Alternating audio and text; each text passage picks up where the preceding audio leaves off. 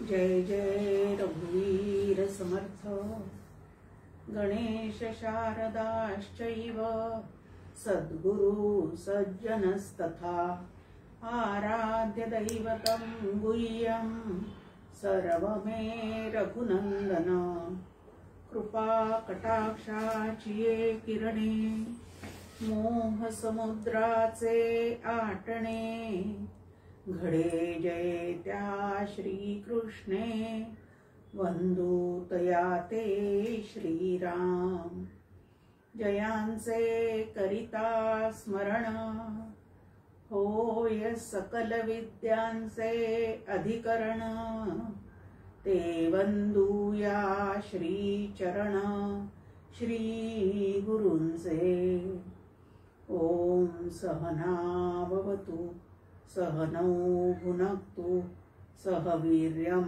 करवावहि तेजस्विनावधीतमस्तु मा विद्विषावहि ओम शांति शांति शांति। आनंदयोगी परमपूज्य डॉक्टर काका, श्रद्धेय मंदाताई गंधे या उभयतांना मनपूर्वक नमस्कार करते। गुरुवर्य यमदेव आणि सत्शिष्य नचिकेता या उभयतांना सुद्धा मनपूर्वक वंदन करते आणि वंदुतया ते फेसबुक पेजवरून यमदेव नचिकेत संवाद ऐकण्यासाठी जमलेल्या सर्व साधकांना मनपूर्वक अभिवादन करते। द्वितीय अध्याय द्वितीय वल्ली हे प्रकरण आपलं या ठिकाणी सुरू आहे। मागच्या वेळेला आपण पाहिलेलं आहे की नुसत्या प्राणावर आपलं जीवन चाललेलं नसून त्या प्राणाच्या मागे सुद्धा प्राणाचा प्राण म्हणजे आत्मा असणारं तत्व आहे। त्यानंतर मृत्यूनंतर कोणाला कशी गती मिळते या संबंधीचं पण निरूपण या ठिकाणी यमदेवांनी केलेलं आहे आणि ते या ठिकाणी म्हणतात की जो अविद्याग्रस्त असतो आणि ज्याच्या वासना शिल्लक राहिलेल्या आहेत त्याला परत परत जन्म आणि मृत्यूच्या फेऱ्यामध्ये अडकावंच लागतं। मग मनुष्य देहात आलेला जीवात्मा त्याची जशी इच्छा शेवटच्या क्षणी असेल अंतिमती सा गती याप्रमाणे त्याला पुढचा जन्म मिळतो। भागवतामध्ये जडभरताची कथा आपल्याला सगळ्यांना माहिती आहे की एका हरणाच्या पिल्लामध्ये जीव अडकल्यामुळे त्याला एक जन्म हरणाचा घ्यावा लागला होता। म्हणजे अंतिमती सागती की शेवटचा क्षण जो आहे त्या क्षणी अंतःकरणात जे काही शिल्लक राहिलेलं आहे, शिल्लक राहिलेलं म्हणण्यापेक्षा वरचढ होऊन राहिलेलं आहे त्याप्रमाणे त्याला पुढचा जन्म जो आहे तो मिळतो। आता असा जन्म मृत्यूचा फेरा जर तुम्हाला आम्हाला चुकवायचा असेल आणि जन्माला येऊन स्वतःची परत परत फजिती करायची नसेल, जन्म दुःखाचे मूळ असं समर्थांची एक ओवी आहे की माझ्या जीवनामध्ये दुःख का असा प्रश्न जो तुम्हाला आम्हाला पडतो त्याचं उत्तर या ठिकाणी समर्थांनी दिलेलं आहे की परत परत जन्माला येणं हेच दुःखाचं मूळ आहे। किती वेळा जन्मा यावे किती व्हावे फजित याप्रमाणे तुकाराम महाराज सुद्धा आपल्याला या ठिकाणी जाग करतायत आणि यमदेव म्हणतात की ज्याला परत परत या पद्धतीने या चक्रात अडकायचं नसेल, या चक्रातून सुटायचं असेल तर त्यांनी काय करावं तर त्यांनी ब्रह्मयज्ञ करावा। आता ब्रह्मयज्ञ म्हणजे नेमकं काय आहे तर त्याचं वर्णन, त्या ब्रह्माचं वर्णन, त्याचं गुप्त असं स्पष्टीकरण आता पुढच्या श्लोकापासून आपल्यासमोर या ठिकाणी यमदेव सांगणार आहेत। ते म्हणतात की हे जे आत्मा नावाचं तत्व आहे, ब्रह्म नावाचं तत्व आहे ते तुमच्या आमच्या आतमध्ये अखंड जागा असतं। गाढ झोपेमध्ये प्राणही लीन होतात, अंतःकरणही लीन होतं, तरी सुद्धा प्रारब्ध असेपर्यंत ज्या अर्थी तुम्हाला आम्हाला परत परत जाग येते त्यावेळेला आपल्याला उठवण्याचं काम करणारा आता एक निष्क्रिय साक्षी एक सक्रिय साक्षी या ठिकाणी आहे। सक्रिय साक्षी जो आहे तो आपल्या प्रारब्धाप्रमाणे आपल्याला परत परत उठवत राहतो आणि ह्याचं जे अधिष्ठान आहे शुद्ध ब्रह्म तेच काय आहे तर अमृतत्व आहे आणि जीवात्मा जो आहे तो त्याच्या आश्रित आहे। त्याला सोडून हा जीवात्मा काहीच करू शकत नाही। कुठंच राहू शकत नाही, तर निश्चयाने असं जे अधिष्ठान असणारं तत्व आहे, सगळ्यांना आधारभूत असणारं तत्व आहे, सगळ्यांना सनात करणारं असं जे तत्व आहे तेच ब्रह्म नावाचं तत्व होय आणि तेच तुम्ही आम्ही जाणून घेतलं पाहिजे. जीवाची ये निद्रा काळी काम जे मनी सांभाळी तेच पुरुष स्वप्न मेळी दाखवी तया. की जीव ज्या वेळेला गाढ झोपेत असतो आणि गाढ झोपेतून ज्या वेळेला त्याला स्वप्न त्या ठिकाणी भासमान होतात, त्यावेळेला हे स्वप्न दाखवणारा जो कोणी आहे तो त्या ठिकाणी जागा असतो आणि सुखदुःखाचे भोग स्वप्नामध्ये सुद्धा तुम्हाला आम्हाला आपल्या कर्माप्रमाणे मिळण्याची व्यवस्था त्या ठिकाणी केलेली असते. त्यामुळे हे स्वप्न प्राणही जिथं लीन झालेले आहेत, प्राणही जिथं जागे नाहीत, चालू आहेत आणि पण जागे नाहीत आणि अंतःकरण सुद्धा ज्या ठिकाणी लीन झालेलं आहे, त्यावेळेला हा स्वप्न दाखवणारा त्या ठिकाणी कोण आहे तर निश्चितपणे तोच आत्मप्रकाश आहे आणि तोच आत्मा आहे. आता स्वप्नामध्ये तुम्हाला आम्हाला काय काय दिसतं तर कनक, कामना, कीर्ती ह्यांच्याविषयीच्या दृढ इच्छा ज्या मनामध्ये आहे, त्यांच्याविषयीचं ममत्व जे तुमच्या आमच्या मनामध्ये असतं तेच स्वप्नामध्ये भोग रूपाने तुम्हाला आम्हाला त्या ठिकाणी दिसत राहतं. आता जागृती, स्वप्न आणि सुषुप्ती या 3 अवस्था ज्या आहेत त्या जीवात्म्याच्या आहेत. परमात्म्याच्या म्हणजे कूटस्थ चैतन्याच्या आत्मारामाच्या मात्र अजिबात नाही. पण तो आत्माराम, ते चैतन्य त्या ठिकाणी मात्र सतत काय असतं तर जागा असतं, म्हणजे चैतन्य रूपाने तो आत्मा सतत त्या ठिकाणी जागा असतो. आणि यालाच तुकाराम महाराज म्हणतात जागृती, स्वप्न, सुषुप्ती या तिन्ही ठिकाणी जेथे जातो तेथे तू माझा सांगाती. या तिन्ही अवस्थांचा जो मला अनुभव येतो तो चैतन्याच्या सत्तेवरच येतो. म्हणून मी ज्या ज्या अवस्थेमध्ये जातो त्या त्या अवस्थेमध्ये ते चैतन्य म्हणजे तो भगवंत माझ्या सोबतच असतो, असं छान पद्धतीने त्या ठिकाणी भक्तीच्या माध्यमातून आपल्यासमोर ती मांडणी केलेली आहे. ते ब्रह्म हीच दीप्ती जेथ भूलोकादी राहती तयाचे आच्छादनी नांदती ईशावास्य. की तेच चैतन्य, या चैतन्याचा तुम्हाला आम्हाला सतत अनुभव सुरू आहे, तेच चैतन्य जे आहे ते सद्यस्थितीमध्ये मात्र आच्छादनाखाली, त्याच्या आच्छादनाखाली सगळे जीवात्मे जे आहे ते नांदत असतात. आणि असे हे जगत जे आहे ते वास्तविक पाहता स्वतंत्रपणे निर्माण झालेलं नाही, तर त्याला ईश्वराची सत्ता आहे. आणि म्हणून या जगताकडे पाहताना ईशावास्य वृत्तीने, ईशावास्य भाव करून त्याच्याकडे पाहण्याचा प्रयत्न करावा. म्हणजे सर्वत्र त्या ईश्वराचंच करता, भोगता, हरता तो आहे असं त्याचं भान सतत जीवात्म्याने ठेवावं. जगत ब्रह्माची कारणे निमित्त आणि उपादाने म्हणून ते निराळेपणे न राही कदा. आपण एक दृष्टांत पाहिला होता की घटाची ज्या वेळेला निर्मिती होते त्यावेळेला माती हे घटाचं उपादान कारण आहे आणि कुंभार जो आहे तो घटाचा निमित्त कारण आहे. आता व्यवहारामध्ये उपादान कारण आणि निमित्त कारण जे आहे ते वेगळे वेगळे दिसतात, पण हे संपूर्ण भासमय जे जगत आहे त्याचं जे निमित्त कारण आणि उपादान कारण आहे ते मात्र अभिन्न आहे. म्हणून आम्ही अभिन्न निमित्तोपादान कारण असं त्याला म्हटलेलं आहे. आता हा जो आत्मा आहे त्याची व्याप्ती कशी आहे? दृश्य जगतामध्ये सतत तुम्हाला आम्हाला भेदाचा अनुभव सुरू आहे, नाम रूप इत्यादी भेदाचा तुम्हाला आम्हाला सतत अनुभव सुरू आहे. पण या सर्व नामरूपांमध्ये सुद्धा ते ब्रह्मच व्याप्त झालेलं आहे हे आता तुम्हाला आम्हाला यमदेव या ठिकाणी पटवून देणार आहेत. 2 दृष्टांत या ठिकाणी त्यांनी घेतलेले आहेत. एक त्या आत्म्याची व्याप्ती कशी आहे हे सांगताना अग्नीची उपमा दिलेली आहे की ज्याप्रमाणे अग्नी पृथ्वीवर प्रवेश करून तो एकच असला तरी ज्याला जाळतो त्याच्या रूपासारखा होतो, त्याप्रमाणे सर्व भूतांमध्ये प्रविष्ट असणारा अंतरात्मा त्या त्या नामरूपाचा होऊन राहिलेला आहे. की वास्तविक पाहता अग्नी नावाचं तत्व एकच आहे, पण तेच अग्नी तत्व त्या ज्याला ज्याला जाळतं त्या त्या आकाराचं होऊन राहतं. म्हणजे आता एखादी काडी असेल, उदबत्तीची काडी असेल तर उदबत्तीप्रमाणे होऊन त्या काडीसारखं होऊन राहतं. मोठं जाड ओंडका पेटवलेला असेल तर त्या ओंडक्याप्रमाणे तो अग्नी दिसतो. या पद्धतीने पण तरी सुद्धा सर्वत्र व्याप्त असून सुद्धा हे आत्मतत्व तुम्हाला आम्हाला मात्र जाणवत नाही. आता इथं जसा अग्नीचा दृष्टांत दिलेला आहे तसं आपल्याला त्या ओळखीचा दृष्टांत म्हणजे वीज आपल्या घरात असते. ती वीज आपल्या घरामध्ये सर्व खोल्यांमध्ये आणि सर्व जेवढे उपकरणं ते विजेचे आपण लावलेले आहेत तेवढ्या सगळ्या ठिकाणी ती वीज जी आहे ती त्या ठिकाणी पोहोचलेली आपल्याला दिसते.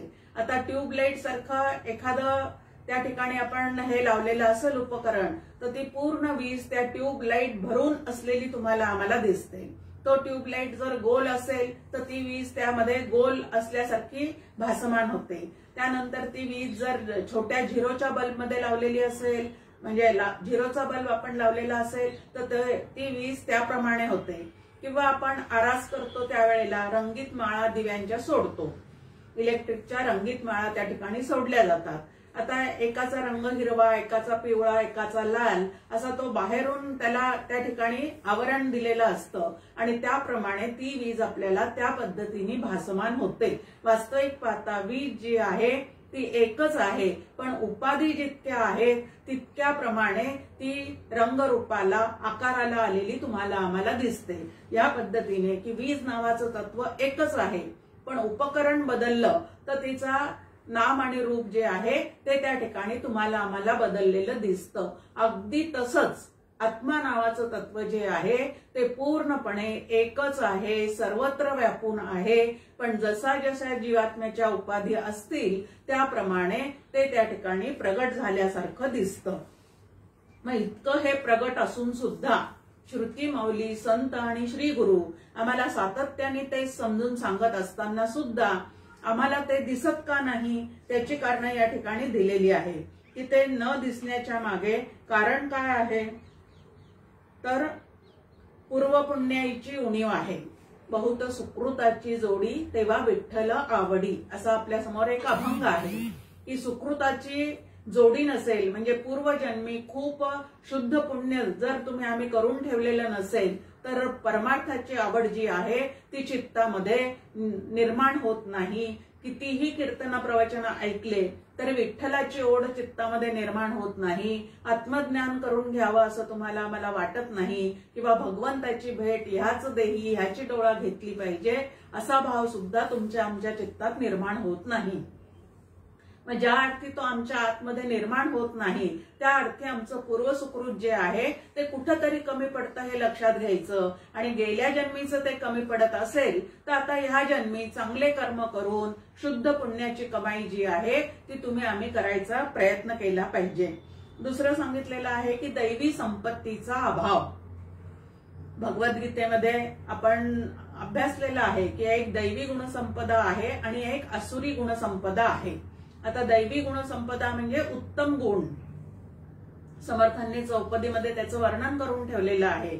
असे जे उत्तम गुण आहे, कोमळ वाचा आहे, विमल करणी आहे, विद्या वैभव आहे, त्यानंतर सर्वांविषयीची असंगता म्हणजे अलिप्तपणा आहे. हे जे दैवी गुणसंपदा जे रामाच्या ठिकाणी आपल्याला सगळे आढळून येतात अशी जी दैवी गुणसंपदा आहे तिचा जर अभाव असेल म्हणजे सद्बुद्धी जर विकसित झालेली नसेल तरी सुद्धा आत्मज्ञानाची ओढ किंवा ईश्वर भेटीची तळमळ जी आहे ती तुम्हाला आम्हाला लागू शकत नाही. आणि कितीही जरी श्रवण केलं आणि ऐकलं जरी आपण तरी सुद्धा काय होत नाही तर ते फलद्रूप होत नाही.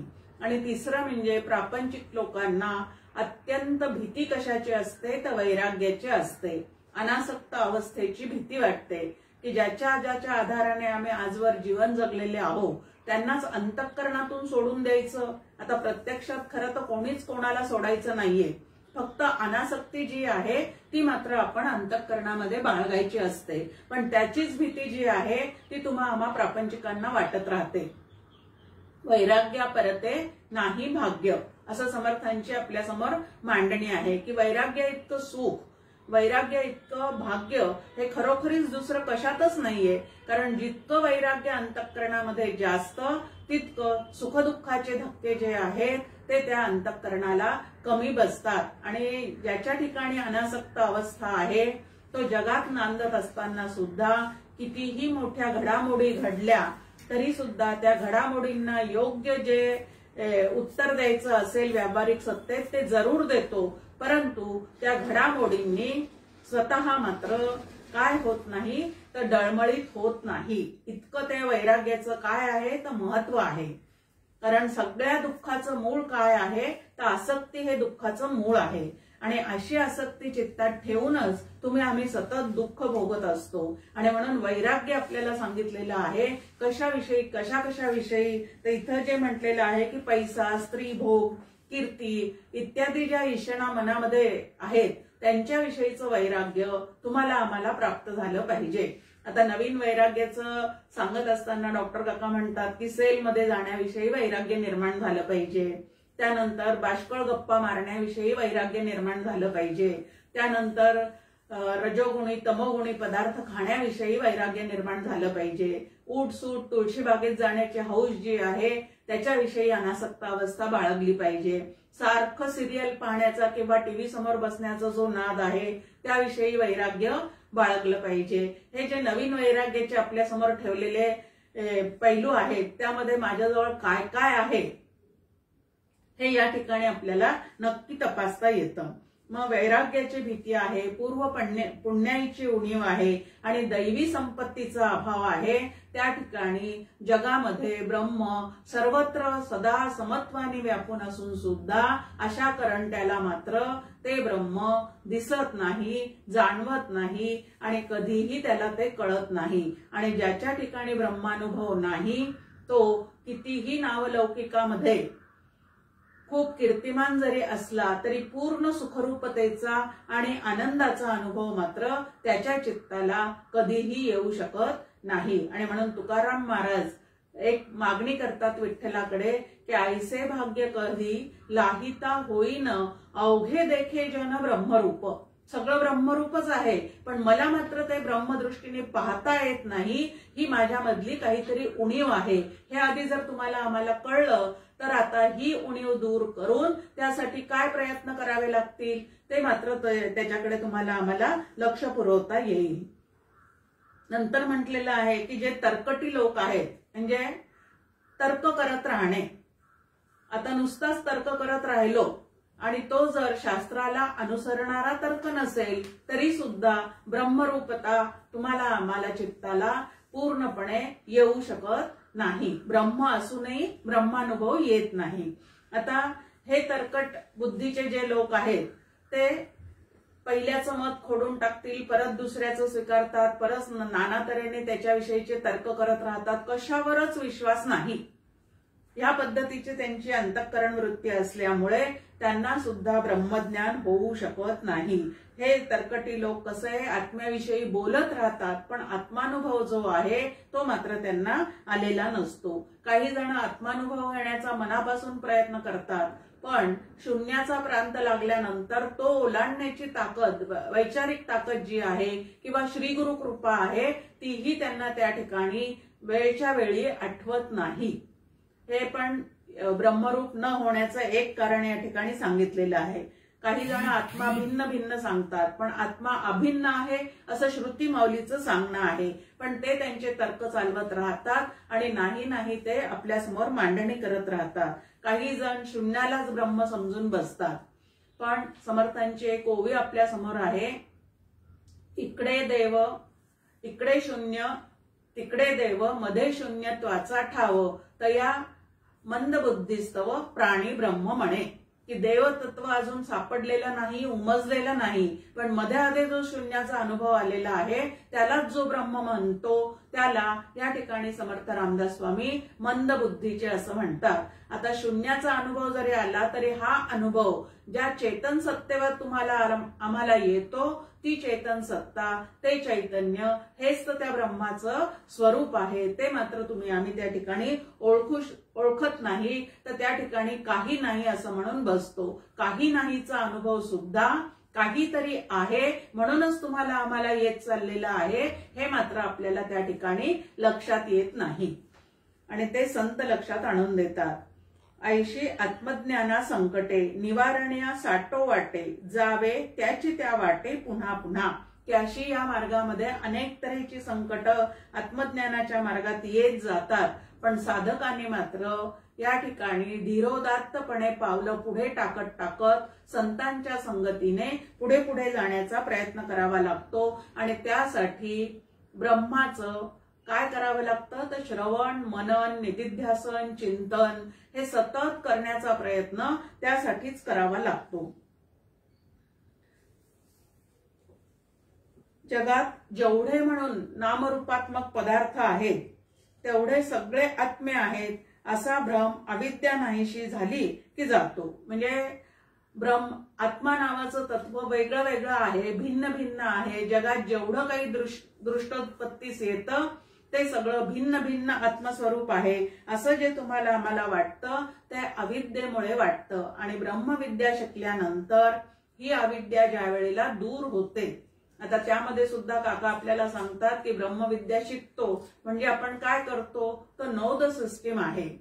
पण ही सिस्टीम जी काय आपण अभ्यासलेली आहे ती आपल्या जीवनामध्ये जेव्हा जेव्हा भ्रम उत्पन्न होतील तेव्हा तेव्हा त्या सिस्टीमचा उपयोग करून ती अविद्या जी आहे जिच्यामुळे भ्रम उत्पन्न झालाय ती अविद्या बाजूला करण्याचं काम साधकाला आतल्या आत स्वतःच्याच ठिकाणी सातत्याने करावं लागतं. जितक्या वेळेला भ्रम उत्पन्न होईल तितक्या वेळेला ब्रह्मविद्ये शिकलेल्या विचाराच्या साहाय्याने तो भ्रम दूर करण्याचा प्रयत्न जो आहे तो आम्ही केलाच पाहिजे. माणूस बाकीचं सगळं काही करतो, साधक जो आहे तो पंढरीच्या वाऱ्या करेल, पारायण करेल, त्यानंतर तीर्थयात्रा करेल, अजून काही भंडारे घालेल, अजून कोणी काही सांगितलं एखाद्या झाडाला प्रदक्षिणा घाल, इतक्या वेळेला व्यंकटेश स्तोत्र वाच, इतक्या वेळेला सत्यनारायणाची पूजा कर, 16 सोमवाराचं उद्यापन कर, ह्या पद्धतीने अनेक पद्धतीने तो काहीतरी कृती जी आहे ती करतच राहतो. पण शास्त्रशुद्ध विचार करण्याचा मात्र त्याच्या ठिकाणी नक्कीच आळस असतो. आता हा शास्त्रशुद्ध विचार करण्याचा आळस का बरं निर्माण होतो त्याला सुद्धा आपल्याला या ठिकाणी सांगितलेलं आहे की रजोगुणामुळे चंचल झालेलं चित्त आणि तमोगुणामुळे आळशी बनलेलं असं जे चित्त आहे ते ब्रह्मज्ञानाचा विचार करू शकत नाही. आणि म्हणून देवाची प्राप्ती असो किंवा जीव ब्रह्म ऐक्य असो हे जर तुम्हाला आम्हाला ह्याची देही ह्याची डोळा जर भोगायचं असेल तर त्या ठिकाणी सत्वगुणाला डॉक्टर काका साधनाचं साधन असं म्हणतात. आणि म्हणून मला जर हे प्राप्त करायचं असेल तर मी काय केलं पाहिजे तर आधी माझ्या स्वभावामध्ये जे जे रजोगुण तमोगुणाचे प्रभाव असलेल्या वृत्ती जाणवत असतील त्या वृत्तीपासून दूर होण्याचा मीच माझ्या ठिकाणी प्रयत्न केला पाहिजे. पण आपली गंमत कशी होते आता माझ्यावरूनच सांगते मी की अगदी सुरुवातीला जेव्हा मी पत्रद्वारा दासबोध अभ्यासाच्या परीक्षा द्यायला सुरुवात केली होती तेव्हा एका चातुर्मासामध्ये ठरवलं की आता या चातुर्मासामध्ये आपण फक्त दासबोध ग्रंथाचंच वाचन करायचं. इतर जे ललित वाङ्मय आहे किंवा पेपर वाचणं आहे हे सगळं आता कमी करून टाकायचं आणि फक्त दासबोधाचाच अभ्यास करायचा आणि चिंतन करायचं. या पद्धतीने माझ्या मैत्रिणींना घेऊन दासबोधासाठी आम्ही रोज एकत्र बसून वाचन वगैरे करायला सुरुवात केली. अर्थासहित ते वाचायला सुरुवात केली. त्यातले 3 समास मला अतिशय आवडले. ते 3 समास कुठले होते तर त्रिगुणाविषयी जे समर्थांनी सत्व रज तम त्याचं अतिशय सुंदर आणि सविस्तर असं स्पष्टीकरण त्या समासामध्ये केलेलं आहे. ते समास मला अतिशय भावले. आता ते भावल्यानंतर जेव्हा एखादी व्यक्ती माझ्या समोर यायची त्यावेळेला अरे त्याचा रजोगुण खूप वाढलेला आहे बरं का, दुसरा कोणी समोर आला तर अरे हा फारच तमोगुणी आहे बरं का, या पद्धतीने मी त्यांच्याविषयी विचार करायला लागले. आता दासबोधामध्ये जे त्रिगुणांचे समास अभ्यासलेले आहेत ते आपला स्वभाव निरीक्षण करण्यासाठी का दुसऱ्यांना तपासण्यासाठी, आणि इथं दुसऱ्यांच्या वृत्ती जास्त तपासण्याची जेव्हा सवय आपली वाढत जाते तेव्हा ब्रह्मज्ञान तर होतच नाही पण या जगतात रमून आणि इतर लोकांचं चिंतन करून आपलं अंतःकरण मात्र आपण नक्की अशुद्ध करून घेतो. म्हणून ग्रंथांचा अभ्यास जो काही आपण करतो तो आपल्या वृत्ती तपासण्यासाठी आपल्या आतमध्ये काय काय गोंधळ आहे त्या गोंधळातून बाजूला कसं पडायचं ह्याच्यासाठी आपल्याला ग्रंथांचा अभ्यास करायचा आहे हे आपण आधी आपल्या मनावर बिंबवलं पाहिजे।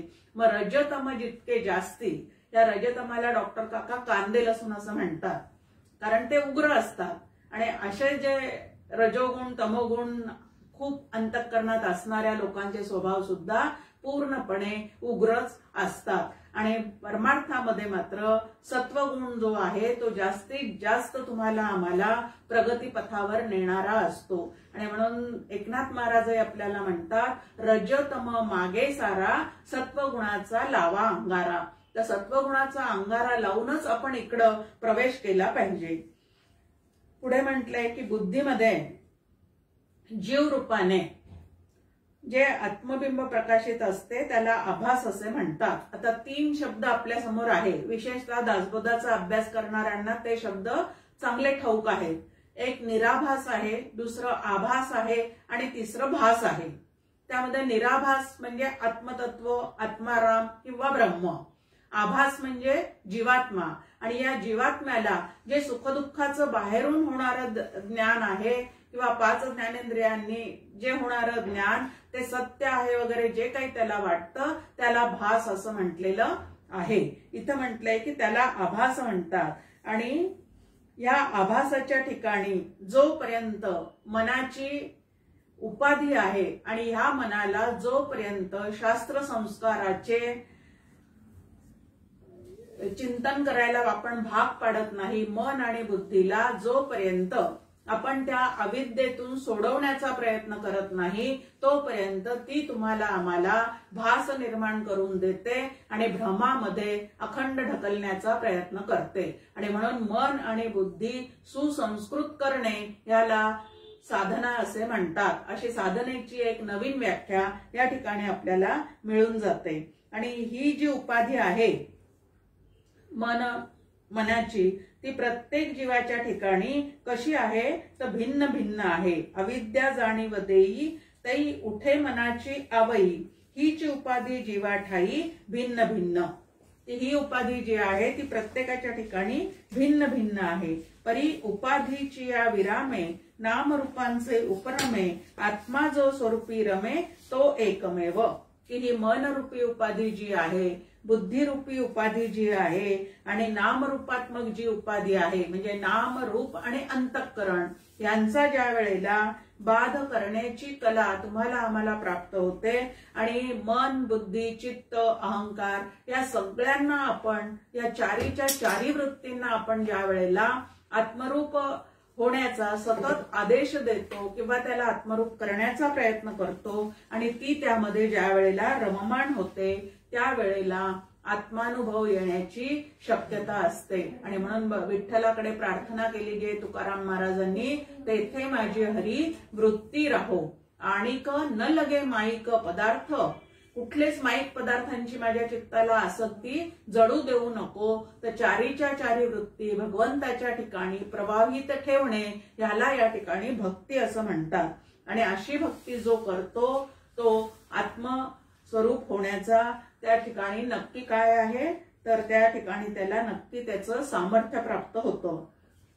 आता जसा अग्नीचा दृष्टांत दिलेला आहे तसं आत्म्याला वायूची उपमा दिलेली आहे। कारण वायू सुद्धा कसा असतो तर ज्याप्रमाणे भूलोकावरील वायू ज्यामध्ये प्रवेश करतो त्याच्या आकारासारखा होतो, त्याप्रमाणे सर्व भूतांमध्ये एकच अंतरात्मा प्रत्येक रूपाप्रमाणे होऊन त्यांच्या आत व बाहेर तोच असतो। की वायू ज्याच्या ज्याच्यामध्ये शिरतो त्या त्या नामरूपाचा तो होऊन राहतो। तसा हा आत्मा जो आहे तो वास्तविक पाहता अनाम आहे, अरूप आहे, पण ज्या ज्या उपाधीमध्ये तो प्रवेशतो त्या त्या ठिकाणी तो तसा असल्यासारखा भासमान होतो, पण प्रत्यक्ष मात्र तो सर्वत्र सदा समत्वानी प्रत्येक जीवाच्या ठिकाणी आहे। तैसा भूत मात्रांचे अंतरी आत्मा एक वास करी आणि तोची उरे बाहेरी सर्व तोची, की आत बाहेर तोच आहे। प्रत्येक नामरूपात्मक जीवाच्या ठिकाणी तो विशेषत्वानी म्हणजे जीव चैतन्य रूपाने तिथं भरल्यासारखा वाटतो, पण सर्वत्र सदा समत्वानी तोच आत्माच सर्व त्याच्या आत आणि बाहेर आहे. आता हे वायूचं उदाहरण पाहताना आपल्याला बघता येतं की यात्रेत जत्रेत ज्या वेळेला लहान मुलांना घेऊन आपण जातो त्यावेळेला तिथल्या निराळ्या फुग्यांच्या आकाराकडे पाहून ते काय होतात तर ते फुगे घ्या म्हणून आपल्याला मागे लागतात. त्या ठिकाणी ते फुग्यामध्ये जे हवा भरतात त्यावेळेला हवा नावाचं तत्व एकच आहे, पण काही फुग्यांचा आकार एकदम गोल दिसतो, काही फुग्यांचा आकार भोपळ्यासारखा दिसतो, तर काही फुग्यांचा आकार काकडीसारखा दिसतो, काही फुग्यांना त्यांनी बाहुलीचं काय केलेलं असतं तर त्या पद्धतीने त्या ठिकाणी त्याचा आकार निर्माण केलेला असतो. आता आकार जरी किती वेगळे वेगळे दिसत असले तरी त्याच्या आतमध्ये हवा नावाचं तत्व, वायू नावाचं तत्व मात्र एकच आहे. अगदी तसंच आत्मा नावाचं तत्व सर्वत्र सदा समत्वानी व्यापून राहिलेलं आहे. अत्यंत गोड गोजिरे असे असणारे लहान मुलांमध्ये सुद्धा तेच तत्व आहे आणि अत्यंत भयानक असणाऱ्या दरोडेखोरांमध्ये सुद्धा तेच तत्व, तितकंच तत्व, तसंच तत्व भरून राहिलेलं असतं. एखादा राजा असू दे किंवा एखादा रंक असू दे, पण दोन्हीच्या ठिकाणचा आत्माराम जो आहे तो मात्र कसा असतो तर समत्वानी व्यापून असतो. उपाधी वेगळी वेगळी आहे, गुणांची उपाधी वेगळी वेगळी आहे आणि म्हणून त्या ठिकाणी वेगळेपणा जरी दिसत असला, दोन्ही जीवांचं प्रारब्ध वेगळं असल्यामुळे एक जण वर चढलेला दिसतो तर एक जण एकदम दरिद्री त्या ठिकाणी दिसतो, परंतु आत्मा नावाचं तत्व मात्र श्रीमंत असो किंवा दरिद्री असो दोन्हीच्याही ठिकाणी एकदम सारखंच आहे. आता हा आत्मा सर्वत्र सदा समत्वानी व्यापलेला आहे. हे दोन दृष्टांतावरून तुम्हाला आम्हाला सांगितल्यानंतर पुढचा श्लोक आपल्या समोर आहे की आत्मा जरी सर्वत्र सदा समानत्वाने व्यापून राहिलेला दिसत असला आणि व्यापून असलेला आहे तरी पण हा आत्मा मात्र या उपाधीच्या संयोगाने कुठेही लिप्त होत नाही, तर तो अलिप्तच आहे, तो निर्लेपच आहे. हे आता आपल्याला या ठिकाणी यमदेव पटवून देणार आहेत. ज्याप्रमाणे सर्व लोकांना नेत्रस्वरूप असूनही सूर्य नेत्रासंबंधीच्या बाह्य दोषाने लिप्त होत नाही, त्याप्रमाणे सर्व भूतात समान असणारा अंतरात्मा संसार दुःखाने लिप्त न होता वेगळा राहतो. चैतन्याच्या सत्तेवर जीवाला सुखदुःखाचा अनुभव येत चाललेला आहे, पण त्या चैतन्याच्या ठिकाणी मात्र सुखदुःखाचा स्पर्श सुद्धा होत नाही. आणि असं जे चैतन्य आहे ते आपलं मूळचं स्वरूप आहे. हे ज्याच्या लक्षात येतं तो सुखे संतोषाने यावे आणि दुःखी विषादानं भजावे, ह्याप्रमाणे राहून स्वतःच्या अंतःकरणामध्ये अखंड आनंदाचा अनुभव त्याच्या सुरू राहत असतो. इथं सूर्याचं उदाहरण दिलेलं आहे. आता सूर्य जो आहे तो तुमच्या आमच्या नेत्राची देवता आहे. आता त्या नेत्राच्या देवतेच्या सत्तेवर तुमच्या आमच्या नेत्राला म्हणजे डोळ्याला बाहेरच्या रूपाचं ज्ञान होत चाललेलं आहे, पण ह्याच डोळ्यांमध्ये जर काही विकार निर्माण झाले, काचबिंदू सारखा, मोतीबिंदू सारखा विकार निर्माण झाला तर त्या डोळ्यांना बाहेरचं दृश्य जग व्यवस्थित दिसू शकत नाही. सूर्याचा प्रकाश तिथं असून सुद्धा त्यांना ते व्यवस्थित दिसू शकत नाही. मग आता त्यांना ते दिसत नाही म्हणजे आतल्या सूर्य देवतेला सुद्धा त्या ठिकाणी काही विकार निर्माण झालेला आहे का, तर असं अजिबात नाही. डोळ्याच्या विकारामुळे त्या जीवात्म्याला कमी जास्ती जरी दिसत असलं तरी त्याचा सुखदुःखाचा परिणाम त्या देवतेवर किंवा सूर्याच्या ठिकाणी मात्र अजिबात होत नाही. ते या सुखदुःखापासून अलिप्तच असतं. त्याचप्रमाणे चैतन्य नावाचं जे तत्व आहे, जे माझं मूळचं स्वरूप आहे, ते स्वरूप सुद्धा या सुखदुःखांनी अजिबात लिप्त होत नाही. सुखाने हुरळूनही जात नाही आणि दुःखामुळे होरपळून सुद्धा जात नाही. ते त्यापासून अलिप्तच असतं. आता कोरोनाचा संसर्ग जो आहे तो शरीराच्या ठिकाणी होत जातो, जीवात्म्याला तो कळतो आणि त्याला त्या ठिकाणी वाटतं की तो संसर्ग मला झालेला आहे. तो ज्या वेळेला त्या ठिकाणी मला झालेला आहे असं म्हणतो तेव्हा तो त्या ठिकाणी जीवात्म्याशी तादात्म्य, शी तादात्म्य पावलेला असतो, पण चैतन्याला या कोरोनाचा स्पर्श सुद्धा होत नाही आणि चैतन्याचं काहीही हा कोरोना वाकडं करू शकत नाही. अशी खूणगाठ पूर्ण अंतःकरणात असेल तर त्या कोरोनावर जे व्यावहारिक सत्तेत उपाय करायचे आहेत ते तर तो करून घेईलच, पण त्याच्यामुळे त्याच्या अंतःकरणामध्ये गोंधळ मात्र अजिबात निर्माण होणार नाही. पोटातलं पाणी हलू न देता जे व्यवहार करायचे ते त्या ठिकाणी तो जरूर करणार आहे. इथं म्हटलेलं आहे की तैसा आत्मा सर्वाभूती ते नेणे दुःख तयाचे चित्ती राही आपुली स्थिती सच्चिदानंद, की याचप्रमाणे सर्व भूतांचे अंतःकरणात व्यापून असणारं असं जे आत्मा नावाचं तत्व आहे ते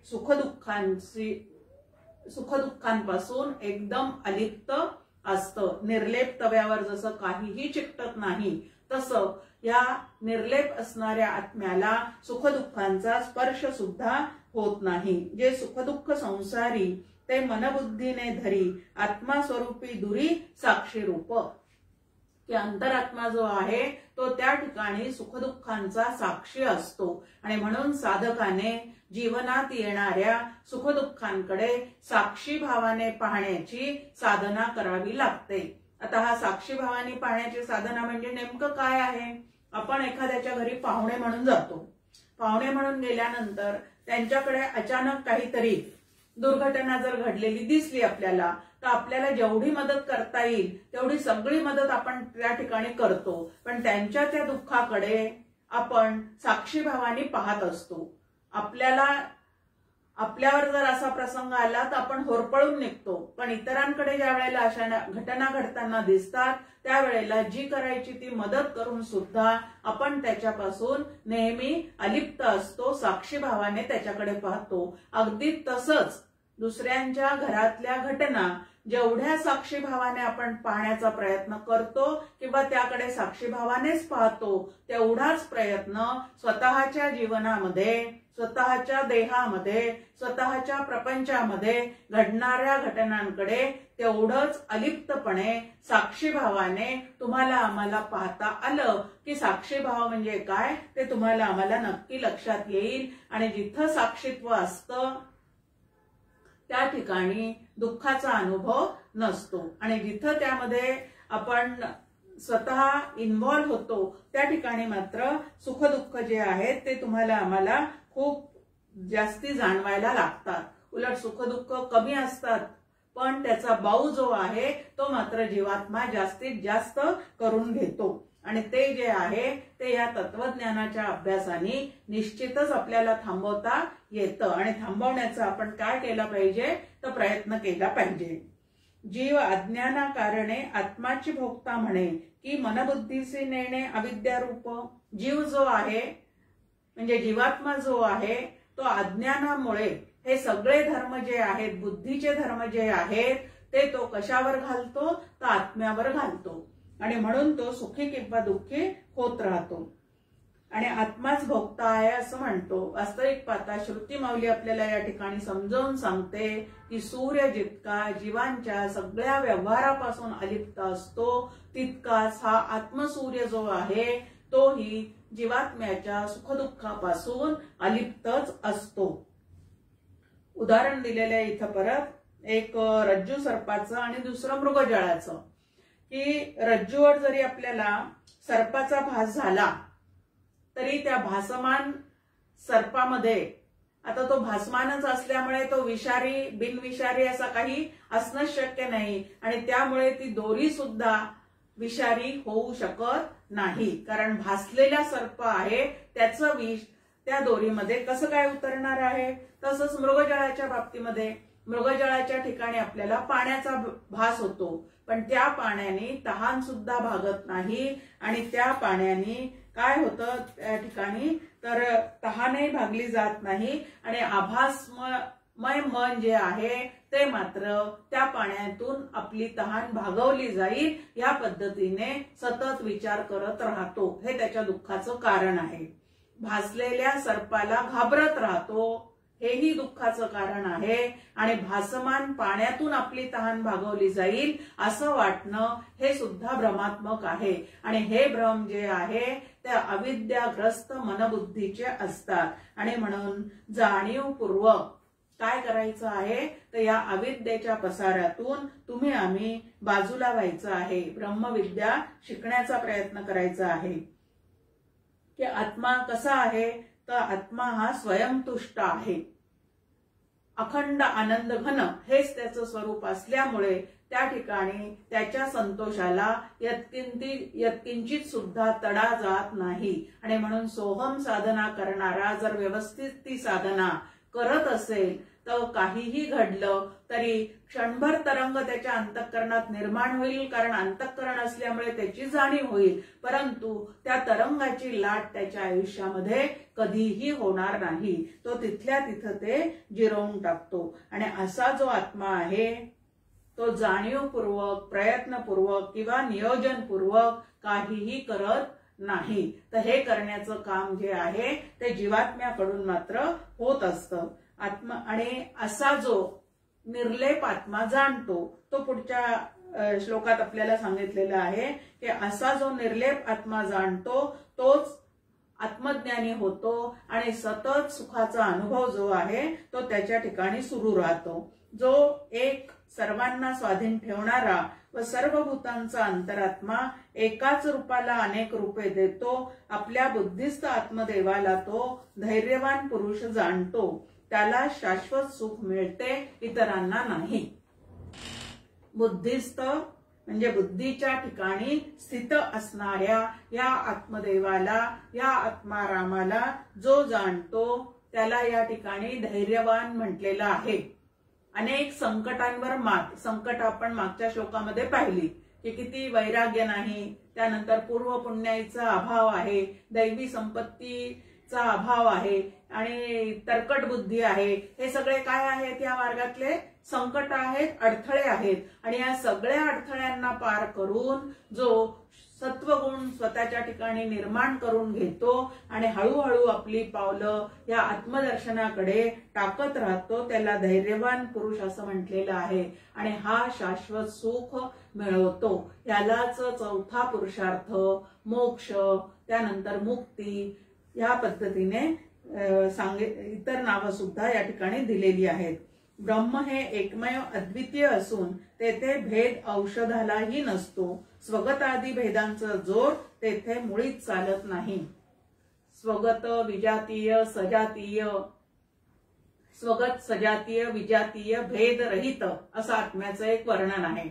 आता स्वगत म्हणजे एका शरीराच्या आतमध्ये असणारा अवयवांचा भेद, त्याला स्वगत भेद असं म्हटलंय. आता एकच चिकूचं झाड आहे, पण त्या एकाच चिकूच्या झाडाच्या ठिकाणी बी वेगळं आहे, चिकूचा गर वेगळा आहे, चिकू म्हणून फळ वेगळं आहे, त्यानंतर फांद्या वेगळ्या आहेत, पानं वेगळे आहेत, फुलं वेगळे आहेत. एकाच झाडाच्या ठिकाणी असणारा हा जो भेद आहे त्याला स्वगत भेद असं म्हटलेलं आहे.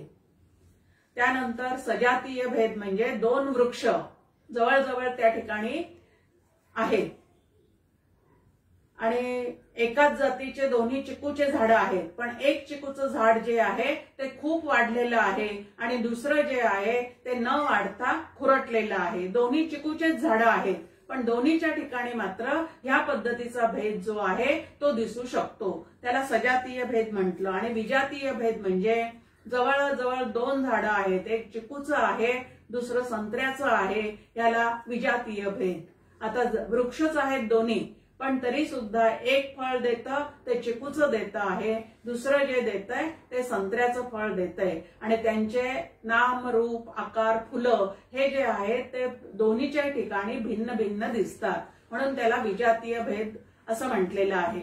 मग आता स्वगत सजातीय विजातीय असे तीन प्रकारचे भेद जे आहेत ते दृश्य जगतातल्या पदार्थांच्या ठिकाणी असू शकतात, पण ब्रह्माच्या ठिकाणी मात्र ते अजिबात नाही. स्वगत भेद नाही, कारण ते निरवयव आहे. जिथं अवयव आहे तिथं स्वगत भेद आहे. विजातीय भेद नाही, कारण त्याच्यासारखं ते एकच आहे, त्याच्या ठिकाणी दुसरं काहीच निर्माण झालेलं नाही. आणि सजातीय भेद सुद्धा त्याच्या ठिकाणी नाही. म्हणून त्याच्या ठिकाणी कुठलाच भेद नाही, ते अभेदाने भरलेलं तत्व आहे. आत्मा सर्वांना स्वाधीन ठेवणारा असून सर्वत्र सर्व अशांत तोच असतो. तो नाही अशी जागा कोठेच नाही. सर्व अंशात अशांत नाही, चुकीने या ठिकाणी ते झालेलं आहे, पण सर्व अंशात तोच असतो. आत्मा सर्वांना स्वाधीन ठेवणारा असून सर्वत्र सर्व अंशात तोच असतो. आता भगवंताने सुद्धा ममैव अंशो जीवलोके असं आपल्याला भगवद्गीतेत सांगितलेलं आहे की प्रत्येक जीव हा माझाच अंश आहे. त्याच पद्धतीने सर्वत्र सदा समत्वानी तोच आहे. त्यानंतर स्वतःच्या स्वरूपावरच हे छोटंसं विश्व जे आहे ते भगवंतानी निर्माण केलेलं आहे. एकांशेन स्थितम जगत असं आपण भगवद्गीतेत पाहिलेलं आहे की भगवंत ज्या वेळेला असं म्हणतो की माझ्या एकाच अंशावर या संपूर्ण जगताचा विस्तार आहे, तेव्हा ते पाहण्याची इच्छा कोणाला मनात निर्माण झाली, तर अर्जुनाला निर्माण झाली. आणि त्यानंतर भगवंतांनी स्वतःचं विश्वरूप दर्शन जे आहे ते त्याला दाखवलेलं आहे. आता त्या विश्वरूप दर्शनामध्ये भगवंतांनी काय दाखवलेलं आहे? जेवढं सुंदर आहे तेही माझं स्वरूप आहे, जे कुरूप आहे तेही माझं स्वरूप आहे, जे सद्वर्तनी आहेत तेही माझं स्वरूप आहे, जे दुर्वर्तनी आहेत त्यामध्ये सुद्धा मीच भरून राहिलेला आहे. या पद्धतीने सर्वत्र सदा सम मीच व्यापून आहे हे भगवंतांनी त्या ठिकाणी दाखवून दिलेलं आहे. तोची रूपावरी आपुले दाखवी जगत हे सानुले, ते अशुद्ध तरी घेतले कडियेवरी. खूप सुंदर या ठिकाणी डॉक्टर काकांची प्रतिभा आपल्याला एक नवीन उदाहरण या ठिकाणी काकांनी दिलेलं आहे की हे संपूर्ण जगत हे जणू काही त्या परमात्म्याचं काय आहे तर छोटंसं एक लेकरू आहे. आणि आपलं लेकरू कितीही जरी अशुद्ध असलं, मळलेलं असलं तरी त्याला अत्यंत प्रेमाने आई जसं कडेवर घेते तसं ह्यानी ह्या जगतरूपी बाळाला कडेवर घेतलेलं आहे. म्हणजे ब्रह्माच्या अधिष्ठानावर हे जग जे आहे ते भासमान व्हायला लागलेलं आहे आणि तो ते ईश्वर रूपाने अत्यंत कौतुकाने सांभाळतो असं या ठिकाणी सांगितलेलं आहे. इथे त्रिगुणात्मक आहे म्हणजे अस्वच्छ आहे, पण तरी सुद्धा या त्रिगुणात्मक रूपी जगताला त्याचं बालक समजून हा भगवंत अत्यंत कौतुकाने म्हणजे लीलया सांभाळतो. आता हे सांभाळणं त्याचं कसं आहे तर याला श्रुतीमाऊलीच उत्तर देते या ठिकाणी. कोणी म्हणो हे कैसे अचिंत्य शक्तीचेनी ऐसे, कळव येई जैसे तैसे गुरुकृपेने. की त्याची एक अचिंत्य शक्ती आहे आणि त्या शक्तीने तो हे सगळं सांभाळतो. कर्तुम अकर्तुम अन्यथा कर्तुम अशी त्याच्याजवळची जी शक्ती आहे त्या शक्तीने अघटित घटना पटी असी ह्या त्याच्या शक्तीने तो हे सगळं काय करत असतो तर सांभाळत असतो. जो स्वतःच्या इंद्रियांना आणि मनबुद्धीला ताब्यात घेतो म्हणजे त्यांच्यावर अंकुश ठेवतो. कशाचा अंकुश ठेवतो तर शास्त्राचा अंकुश ठेवून जो विचार करतो त्यालाच फक्त गुरुकृपेने हे विचार जे आहेत ते कळण्याची शक्यता आहे. इतरांना स्वतःच्या बुद्धीने या जगताचा खेळ कसा चालतो याचा कितीही विचार केला तरी त्याचा थांगपत्ता जो आहे तो लागणार नाही. तोची सदा सर्वदा सुखी दुःखासी नुरे ओळखी, लोभ जो जगता राखी दुःखी तोची. की सुखरूप या ठिकाणी कोण होऊन राहतो तर जो त्या परमात्म्याला ओळखतो, जो त्या ईश्वराची लीला ओळखतो तो अत्यंत सुखी होतो. पण ज्याला तो दिसत नाही, कळत नाही, जाणवत नाही असे जे आहेत म्हणजे स्वतःच्या स्वरूपाचं विस्मरण करून घेऊन जे जीवन जगतात त्यांना मात्र या जगताविषयीचा लोभ चित्तातून सुटत नाही आणि असे जे आहेत ते सुखदुःख भोगत राहतात. आत्मज्ञानीच खरा शांत असतो. आत्मज्ञान कसं होतं तर गुरुकृपेने होतं हे ऐकल्यानंतर. असं आत्मज्ञान कशासाठी आपल्याला प्राप्त करून घ्यायचं आहे तर जितकी अशांती जीवनामध्ये आहे तितका दुःखाचा अनुभव आहे आणि म्हणून ह्या शांतीचा लाभ जर घ्यायचा असेल तर आत्मज्ञान संपन्न झाल्यावरच त्याचा लाभ, पराशांतीचा लाभ तुम्हाला आम्हाला होऊ शकतो. जो अनित्य पदार्थात चेतन आहे तो अनेकांच्या इच्छा पूर्ण करणारा आहे, अशा त्याला जो विवेकी पुरुष आपल्यातच पाहतो त्यालाच नित्य शांती मिळते, दुसऱ्याला नाही. जो अनित्य पदार्थामध्ये चेतन आहे. आता तुमचा आमचा स्थूल देह जो आहे तो अनित्य आहे, अंतःकरण जे आहे तेही अनित्य आहे, आणि या अनित्य पदार्थांमध्ये चेतन रूपाने जो राहतो तोच काय आहे, तर तोच आत्मा आहे. हा आत्मा कसा आहे, तर अनेकांच्या इच्छा पूर्ण करणारा आहे.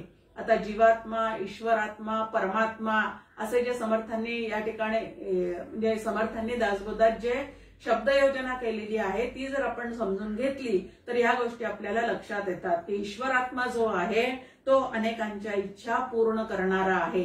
परमात्मा जो आहे तो अनित्य चेतन रूपाने राहणारा आहे. आणि विवेकी पुरुष जे आहेत म्हणजे जे जीवात्मे विवेक संपन्न झालेले आहेत त्यांनाच ईश्वरात्मा म्हणजे काय, परमात्मा म्हणजे काय, परमात्म्याशी एकरूप होऊन राहण्याची कला कशी साध्य करता येईल, ईश्वराचं अनुसंधान कसं टिकवता येतं, ह्या गोष्टी जो संतांकडनं, श्री गुरूंकडनं वारंवार समजून घेतो आणि आपल्या जीवनामध्ये त्या पद्धतीचा विचार करतो त्यालाच फक्त नित्य शांती प्राप्त होते, अन्यथा इतरांना नाही. मग ते अस्वस्थ असतात, अशांत असतात, टेन्शन खाली वावरत असतात आणि तरी सुद्धा कोणी विचारलं तर मात्र मी अत्यंत सुखी आहे असं सांगत राहतात. पण आतलं खरं काय आहे ते त्यांचं त्यांनाच माहिती.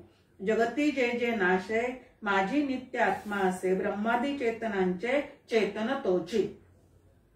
की असा जो आत्मा आहे तो कसा आहे तर ब्रह्मदेवादी सचेतन असणारा जीवांमध्ये सुद्धा तोच आहे. मुंगीपासून तर ब्रह्मदेवापर्यंत जेवढे काही सचेतन जीवात्मे तुम्हाला आम्हाला दिसतात त्या सगळ्यांमध्ये तोच आत्मा जो आहे तो व्यापून राहिलेला आहे. शीतल मूळचे पाणी पात्री ठेविता चुलाणी, दाह करी उसळणी अग्नियोगे. इथं एक दृष्टांत दिलेला आहे की वास्तविक पाहता पाणी हे अतिशय थंड आहे. थंड असणे हाच त्याचा काय आहे तर गुणधर्म आहे.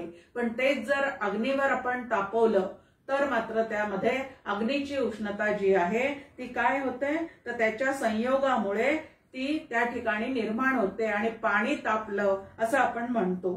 तैसे चेतन जे जे असे तसं ज्याप्रमाणे अग्नीच्या संयोगामुळे पाणी तापतं त्याप्रमाणे आत्म्याच्या संयोगामुळे जीवात्म्याची हालचाल जी आहे ती चाललेली आहे.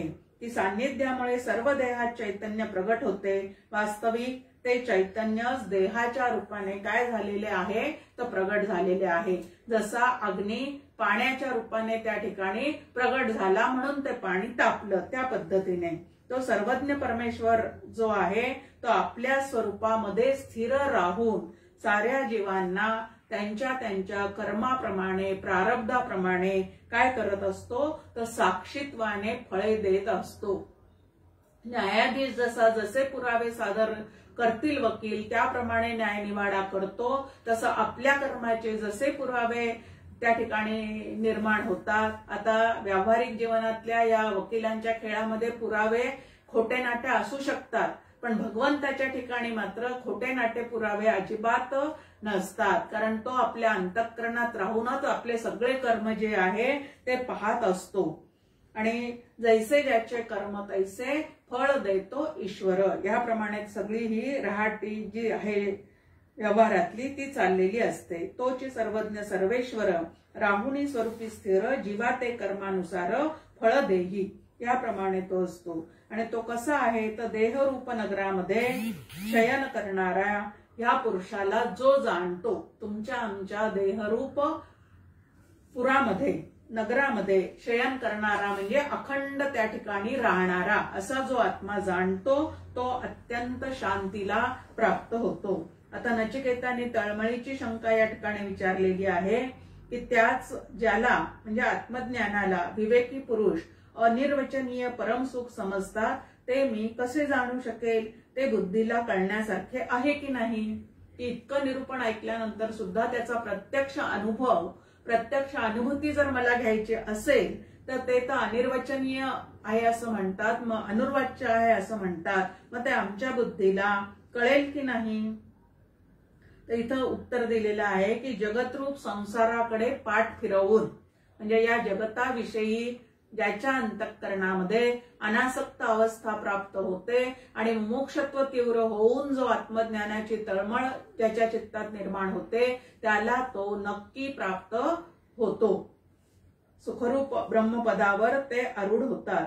त्यांना ते सुख जे आहे ते सांगता येत नसेल तर ते मला कसे कळेल असा प्रश्न, की असे जे आत्मज्ञानी आहे, जे ब्रह्मरूप होऊन राहिलेले आहेत, त्यांना जर ते बोलता येत नसेल, सांगता येत नसेल तर मागून येणाऱ्या लोकांना ते कसं कळणार आहे? तर इथं उत्तर दिलेलं आहे की सर्व प्रकाशकाचे कशानेही प्रकाशन होत नाही. न तत्र सूर्यो भाती न चंद्र तारकम. ह्या पद्धतीची अत्यंत प्रसिद्ध असणारी श्रुती या ठिकाणी आपल्याला सांगते की तमेव भांत मनुभाती सर्वम तस्य भासा सर्वमिदं विभाती. की तेथे सूर्य प्रकाशित होत नाही, चंद्र व तारेही चमकत नाहीत व विजांचाही लखलखाट नसतो.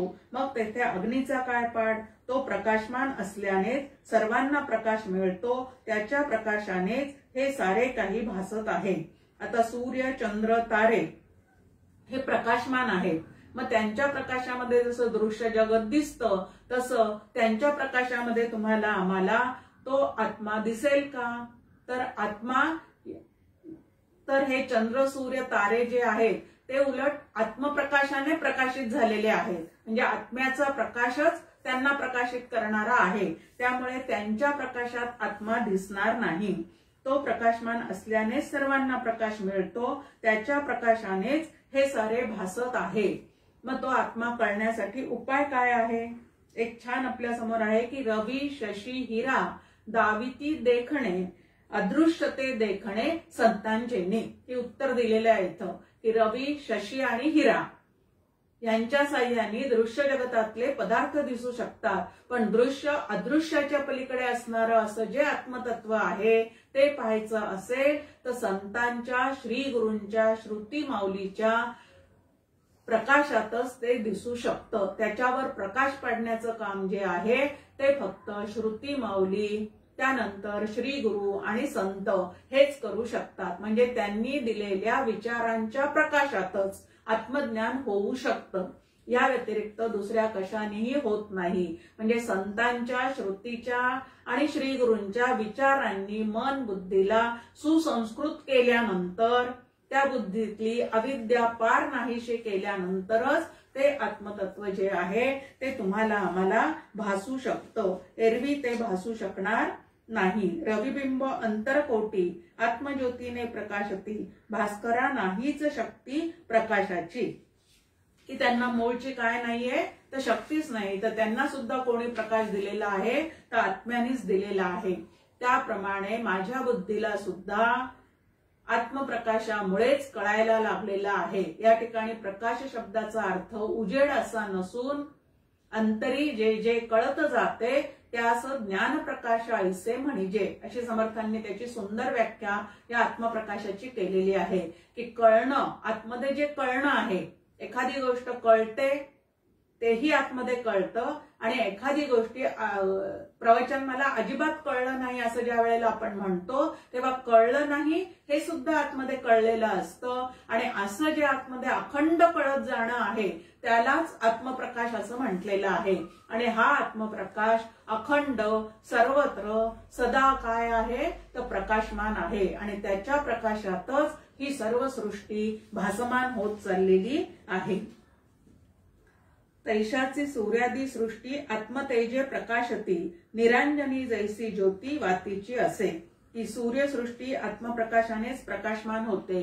परत इथं दृष्टांत देतात काका की निरांजनामध्ये एखादी ज्योत आपल्याला तेवताना दिसते तेव्हा ती ज्योत जशी वातीचीच असते त्याप्रमाणे, ज्योत म्हणून वेगळी नाही तर त्या वातीचीच ती ज्योत झालेली असते, त्याप्रमाणे इथं सूर्याला असणारा प्रकाश, त्यानंतर अग्नीला असणारा प्रकाश जो आहे तो त्या आत्म्याचाच प्रकाश आहे, वेगळा प्रकाश नाही. आत्मा सामान्यत्वे प्रकाशे ते कारण रूप असे. आत्मा जेव्हा सामान्य रूपाने प्रकाशतो तेव्हा तो कारण रूप असतो व तोच विशेष रूपाने व्यक्त होतो. म्हणजे कार्यामध्ये दिसतो। आता जगताला कार्य म्हटलेलं आहे आणि आत्मप्रकाशाला या ठिकाणी कारण म्हटलेलं आहे की तो सामान्य रूपाने सर्वत्र काय आहे तर प्रकाशमानच आहे। सृष्टीचे जे प्रकाशने तेनेची प्रकाशक जाणणे आणि का उजळा जाणे स्वयंप्रकाशी। की या शंकराचार्यांचं एक छान आहे की नाम रूप कर्म द्वारेन ब्रह्म निर्दिश्यते, की ते ब्रह्म कसं आहे हे तुम्हाला जाणून घ्यायचं असेल तर या प्रत्येक नाम रूप आणि कर्माच्या मागे कुठली शक्ती आहे, कुठला प्रकाश आहे असा विचार सारखा आपण जर करत गेलो तर आत्मप्रकाश जो आहे तो तुम्हाला आम्हाला छान लक्षात येऊ शकतो। संसार वृक्ष जाणिता मूळ तयाचे शोधिता ते तत्वची येई हाता सुखस्वरूप। या संसार वृक्षाचं ज्ञान करून घेण्याच्या निमित्ताने त्याचे मूळ आपण जर शोधत गेलो तरच ते सुखरूप आत्मतत्व जे आहे ते तुम्हाला आम्हाला नक्की लक्षात येऊ शकतं। जग हे सारे आत्मप्रकाशित परी आत्मा आहे गुरुदेव प्रकाशित, याची जाण अखंड सदोदित असावी मनी। ह्या पद्धतीने ते आत्मतत्व लक्षात घ्यावं की आत्मप्रकाश जो आहे त्याच्या सत्तेवर सगळं जग भासमान होत चाललेलं आहे, पण तो आत्मप्रकाश जाणायचा असेल तर गुरुदेवांनी दिलेल्या साधनेच्या प्रकाशामुळेच तो तुम्हाला आम्हाला आकलनात येऊ शकतो। म्हणून आत्म्याची जाण गुरुदेवांच्या कृपेमुळेच येऊ शकते आणि म्हणून या संसार वृक्षाचं मूळ पाहता पाहता त्या आत्म्याचं स्वरूप तुमच्या आमच्या लक्षात येऊ शकतं आणि म्हणून पुढचा जो द्वितीय अध्याय तृतीय वल्ली आहे त्यामध्ये सुरुवात जी केलेली आहे ती या संसाराचं वर्णन करताना वृक्षाचं त्याला संसाराला उपमा देऊन ती केलेली आहे। भगवद्गीतेसारखे बरेच समान 15व्या अध्यायासारखे श्लोक आता या ठिकाणी या तिसऱ्या वल्लीमध्ये तुम्हाला आम्हाला पाहायचे आहेत। ते पुढच्या मंगळवारी। जय जय रघुवीर समर्थ।